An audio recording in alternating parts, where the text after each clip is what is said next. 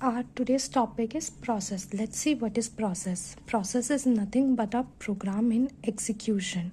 Means when a program is scheduled in CPU, when it's executing, it is called a process. Process की कितनी states हो सकती है?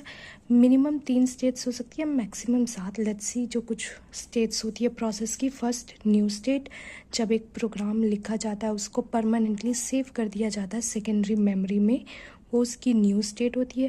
Then उसको जब सेकेंडरी मेमोरी से मेन मेमोरी में भेजा जाता है एग्जीक्यूशन के लिए, जब वो लाइन में लगा रहता है, वेट करता है अपनी टर्न का कि वो कब सीपीयू में जाएगा, वो रेडी स्टेट. फिर रेडी स्टेट से एक प्रोसेस रनिंग स्टेट में जा सकता है. मीन्स जब उसे सीपीयू अलॉट हो गया है और अपना वो बर्स्ट टाइम एग्जीक्यूट कर रहा है.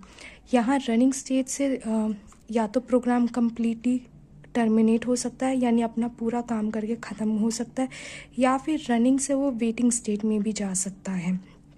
अगर उसने कुछ इनपुट आउटपुट की रिक्वेस्ट कर ली तो उसको सीपीयू से निकालकर वेटिंग स्टेट में भेज दिया जाता है. या तो एक ये पॉसिबिलिटी है, या फिर अगर हम प्रीएम्पशन मोड में चल रहा है हमारा प्रोग्राम तो रनिंग स्टेट से वापस वो रेडी स्टेट में जा सकता है. रनिंग से वापस ये कब होगा?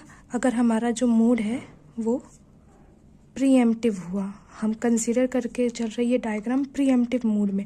प्रीएम्प्टिव मोड का मतलब होता है कि एक प्रोग्राम जो रनिंग स्टेट में है, रन कर रहा है, वो सीपीयू से बीच काम में ही, अभी उसका पूरा बर्स्ट टाइम 0 नहीं हुआ, बीच काम में ही आधे अधूरे में ही उसको रनिंग से निकाल कर रेडी में भेज दिया जाता है. तो रनिंग से 3 वेज है, या तो टर्मिनेट हो सकता है, या तो वेटिंग स्टेट में जा सकता है, या तो वापस रेडी स्टेट में जा सकता है. रनिंग से रेडी स्टेट में ले जाने का काम मीडियम टर्म शेड्यूलर करता है.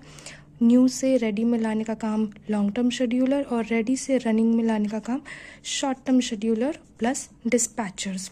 जब यहाँ से उसकी इनपुट आउटपुट रिक्वेस्ट पूरी हो जाएगी, जब वो उसको वेटिंग स्टेट में भेजा गया है, उसकी अगर इनपुट आउटपुट रिक्वेस्ट पूरी हो गई तो वो डायरेक्ट रेडी स्टेट में आ सकता है.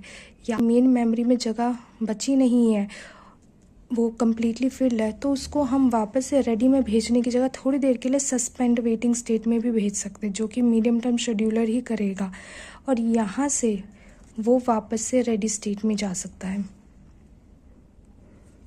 इस तरीके से सस्पेंडेड वेटिंग से वो वापस waiting and then ready state में जा सकता है. बेसिकली हमारे ये शेड्यूलर्स क्या है? 3 टाइप के शेड्यूलर्स होते हैं हमारे पास. एक होता है लॉन्ग टर्म शेड्यूलर, जिसको जॉब शेड्यूलर भी कहते हैं. इसका काम होता है ज़्यादा से ज़्यादा प्रोग्राम को सेकेंडरी मेमोरी से उठाकर मेन मेमोरी में लाना, यानी डिग्री ऑफ मल्टी प्रोग्रामिंग बढ़ाना.